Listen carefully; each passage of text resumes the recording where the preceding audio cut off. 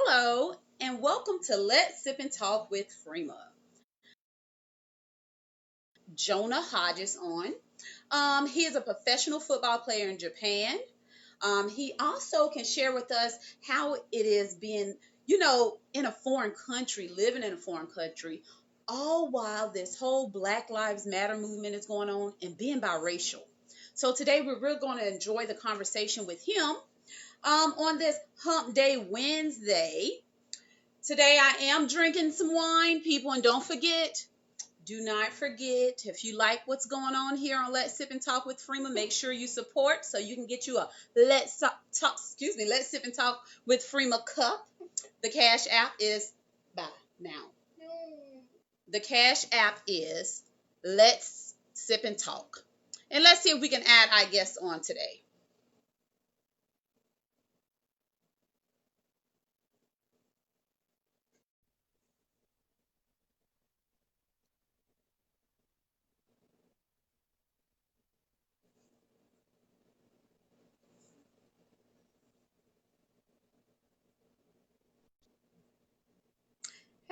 Hey, how are you? How's it going? So far, so Can you good. hear me all I can right? hear you great. Can you hear me? Yeah, I can hear Okay, you. great, great, Jonah. Yeah, everything's good. Thanks for having Thanks for me. having, look me about to say, thanks for having me. Well, thanks for coming on and sharing everything with us. So I was just telling them a little about you, living abroad, professional football player, and then also being biracial while this whole Black Lives Matter movement is going on. So, Jonah, I hope I didn't spill too much tea, but tell us a little about yourself.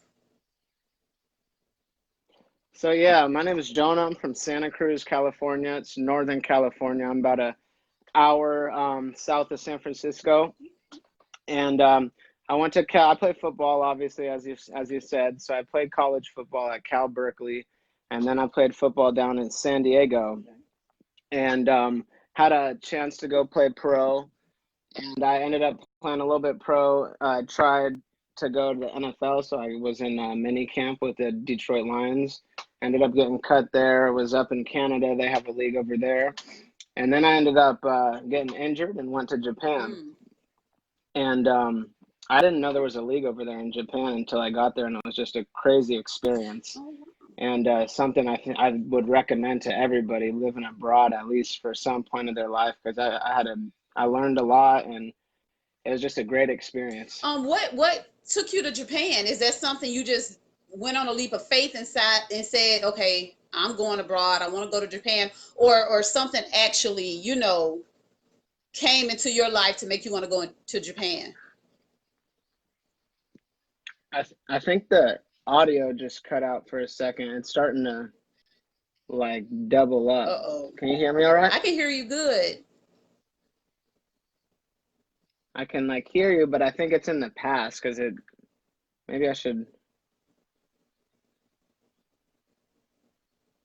maybe I should cut out and go back on. The audio I think is messed up a little bit. Okay, you want to go out and come back in? I think that yeah, 1 second.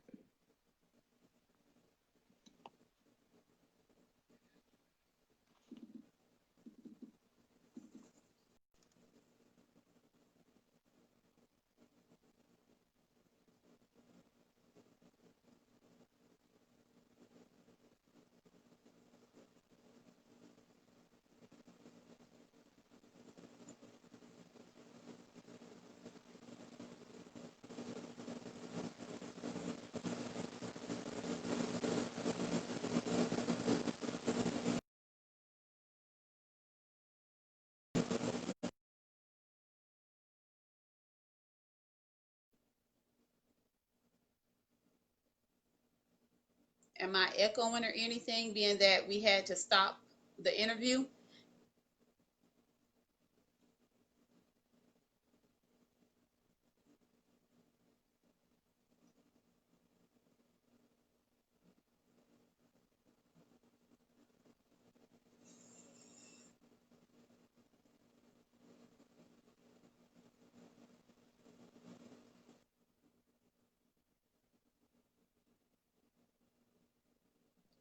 Okay.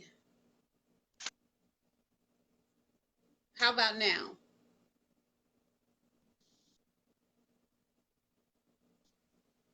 Can you hear me all right now? I can hear you good. Can you hear me? Okay, yeah, I can hear you now. Okay. Sorry Um, about that. Yeah. oh no, that's okay. I was asking what brought you to Japan? Like, what made you go over there?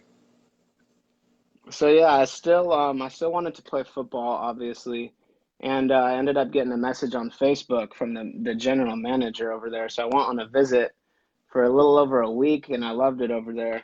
Um, Met some people like Alan, as you know. So there were some good people over there, and I ended up going back and playing for 2 years. So I just got back in December. That was there.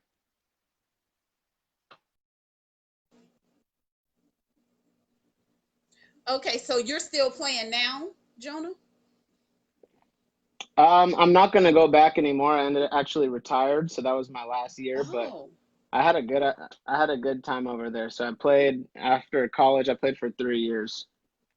okay. Well, that's great. So, what's Hmm. the now that you're back in the States? Like, what is the Hmm. biggest difference, or what's the biggest culture shock, or what's so different that you noticed from Japan into the I, States? yeah, I think it was just right when I had got there, the culture shock of already the first from day one seeing the difference from America to Japan, and then especially like so each team's allowed 4 Americans. And so it was me and 3 others, and just we were all blown away. All my teammates were either from Texas or they were from Alabama. So they was Japan was the total opposite from those places. And then for us, like we stuck out like sore thumbs over there. So there's me, I'm biracial, and then all three of my teammates are African Americans, and like when we would walk down the streets, it would just be a crazy sight to them. They would be staring at us like they had never seen anything like us over there. Oh wow. Oh wow. I know that's interesting. Yeah, Did it so make it you was feel some different. type of way, or you kind of like got used to it?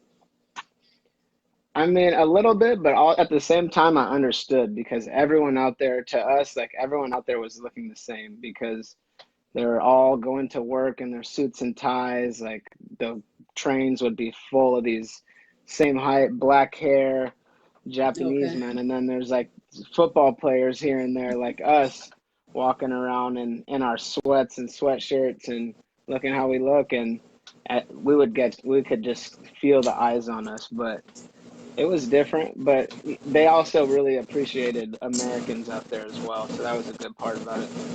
Well, that's good. I want to go back a little bit, because I did have a few guys on that played in Japan, but I didn't ask this question because everyone mentioned about the camp. Hmm. Is that something that Hmm. you have to apply for, or are scouts looking at you in high school and invite you to the camp? Like, how does that work? Yeah, so like for Japan, when they were saying camp, it's probably our training camp. So each specific team has a camp, and it's usually like a month and a half long, and basically just 2 a days or really long practices. And to get into that, that's when you're getting recruited. So we were all, for us, it was professionally being played. So after you can't go till after college. Oh, And so we were getting recruited to play over there. And like I said, each team has 4 Americans. So the spots are very selective, wow. and to get into the camps like that, that's when they'll contact you. Like they had contacted me through Facebook. Oh, wow. So they only select 4 Americans per team? Four per team. Everybody else is Japanese, so it's part of like the league rule, so that Americans don't take over football in Japan as well. Hey, that makes sense. I never knew that though. Yeah. Wow, that's interesting. Hmm. That's very interesting. They even they even have that in Canada. So when I was in Canada, that one's more like 50-50 though. So there's a lot of Americans playing in Canada, but in Japan it was four per team. Oh wow. Okay, you the first told me that. That's Hmm. interesting. And it had to feel like an honor. I would have been popping my collar a little bit that they chose me, one of the four. Yeah, it's an honor for sure, but at the same time, like when there's only four, your four really click together just because there's so many differences. Right. So obviously we had a ton of teammates that we loved, and they were our boys. But too, like at a connecting level, there's, me and then my three other teammates. We connect a lot, especially in a foreign country where our family is not there, our friends aren't there. Right. So that was that for being four, that was one of the things where it can be difficult at times, but you end up meeting people, and especially when you're African American in a country out there Right. and there's nobody like you, like there was for us. That's how we end up, like we would go to the Navy. So that's how we met Alan and a ton of friends from the Navy. Okay. And there's good connections out there. So we would all be connected. It was a good experience. Oh wow. Now, as far as you being biracial and everything that's recently start going on. Well, we probably been going through this, but a little more now. How is that affecting you? How did the protest and if you wanted to go out there or didn't go out there, but how did that affect you as an individual? Yeah, so for me, I think it affected me just more like being about what you talk about, you know what I'm saying? So if we're gonna post all this stuff on social media about Black Lives Matter and post the flyers and this and that, and let's get Breonna Taylor's killers, I think you should be out there in the streets as well, making your voice heard. Right. So that's, for me, that's part of the reason why I've been more active and going to protests and signing petitions and stuff like that. Okay. Did anyone make you feel uncomfortable or question you or anything of that sort? They respected it. No, yeah, not for me. I mean, especially because when I'm out there, it's me and my friend groups, anyways. These Hmm. dudes who I've been with for years and years now, and I know what I am. I'm an African American man. I'm a biracial man. I have my African side, and I also respect and appreciate my Irish side as Right, well. right. And I think I'm in a very different realm of other people, and it's unique. But for me, it's not a black versus white issue as with the Black Lives Matter. It's more about what's right versus what's wrong. Exactly. And I think that's where a lot of people are getting it construed. They feel like one race is over the next, and it's not that. It's just about respect and everybody, treated equally. Hmm. Um, Yeah, so what would what yeah, for what sure. would you tell someone like the little Jonahs out there that may be going through things in school? Because I was speaking with a young lady maybe a couple months ago, and she mentioned that she used to get bullied in school because she was biracial. Did you experience any of those Hmm. things coming up? Yeah, for sure. I mean, I've heard that my whole life. I think anyone, especially light skin, has. We get joked on and all that stuff like that. But for me, I think if you're comfortable in your own skin, it makes it easy. So if I was speaking to someone getting bullied Right. about what they look like or their skin color, I would just tell them that God made you that way and be proud of who you are. Right, right. And what would you tell the ones that's scared, or even to the parents that's scared to allow their kids to travel abroad or to try something new? Like what? Sorry about that. What encouraging words would you give a parent to motivate them to let their kid go to Japan or any other country for that fact? Yeah, I think I would just say, just because of experience in a different culture, like that's the best education I've ever had. So the most, like, I've ever learned was been from travel. It wasn't in a classroom or at a college, nothing like that. I think you can learn a lot from traveling and being in someone else's shoes and being in someone else's culture. And then when you go back home too, it really has a lasting effect on you, and you'll look at issues and things like that in a different way. I think a lot of us need to travel abroad because every single person I spoke with had nothing but positive things to say, and to be able to learn and just try new things that have to be something that we can take with us, so that's definitely some good feedback for us. Anything else, Jonah, that you would like to share with us to motivate us to keep us going? Yeah, I would just say, keep learning, keep experiencing, especially with what's going on right now Right. and this crazy time we're living in. Do your own research. do your own background investigating. Don't just go off what you're hearing on Twitter or on the news, you know. And I think for everyone, you know, most people my age, most people, African Americans my age too, you know, we're using Twitter. Right. Like you can use it in a positive way. There's a lot of politics and good things you can learn on Twitter. It's almost like a newspaper, like I like to say. Okay, absolutely. And I don't think a So lot of people know that. use your social media for good. You know, it's only bad stuff and brainwashing if you're looking at the same garbage all the time when you're scrolling. Right. That's so true. You know, follow some good accounts here and there. I think we can educate ourselves. Right. And I love the fact that you said do your own research, because a lot of people don't. They hear it, they run with it, they don't even look it up before, let's say, they share it. You know, they're too busy sharing things, don't even know if it's true. Before I share something, you best believe I'm looking to it to make sure it's accurate. So I won't be giving out any false information. And plus, just, you know, educating ourselves on all kinds of things, and don't limit ourselves to what we think we know. So that's true. That's very true. Jonah, you have any children? No children, married though, coming up on 1 year in a few days now. Okay. So it was 1 year right now. Right after the marriage, I had to go to Japan though for 4 months for work. So y'all in the honeymoon stage. Yeah, happy to be back. It's still early, but we've been together for a long time. So in that matter, it's like half and half honeymoon. Well, that's good. So next year this time I'll be interviewing you and your pregnant wife. Look, I'm putting it out there on you. Maybe in 2 years. Maybe in 2 years. Okay. Well, Jonah, I really appreciate it. Just, you know, talking with you, chatting with you, and giving us those encouraging words. Because again, that's kind of the what I want to do. I want everyone to see, okay, it's not that bad. We've talked to a lot of people that were living abroad, and I need them to know it's okay to broaden your horizons, to go out there, try something new. So thanks for sharing that with us. I really appreciate it. Thanks for giving us feedback as far as, you know, the Black Lives Matter movement. How are you doing over there with the coronavirus? How is it over there in California? You're in California, right? Yeah, I'm in California. It's all right. I mean, we had the first wave already, you know, and then it kind of backed off and people started not wearing the masks and we could go out and about. Also, it's summertime, it was super hot, so people would be coming to our city.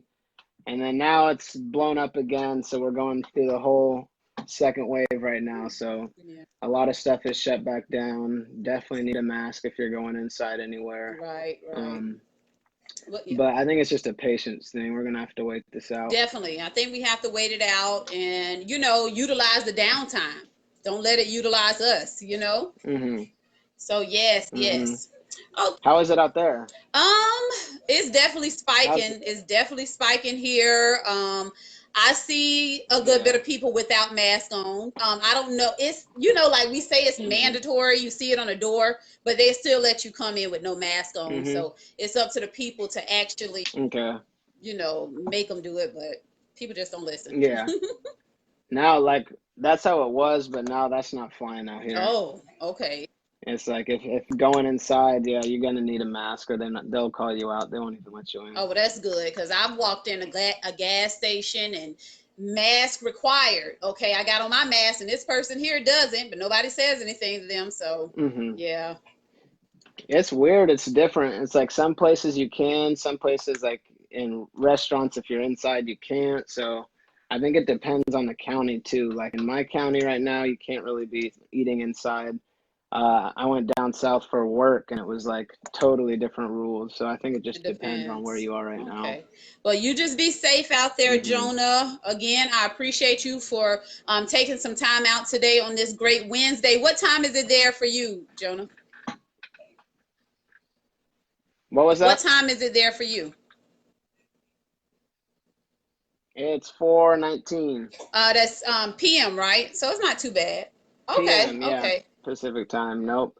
I'm actually going to a protest today too. Oh, really? So we're holding. Yeah, one of my homegirls is holding a protest right on the cliff. So I'm gonna try to put some footage on the Instagram live, stuff like that. Okay, so I'll make sure I'll be on Instagram at 6 so I can catch her live.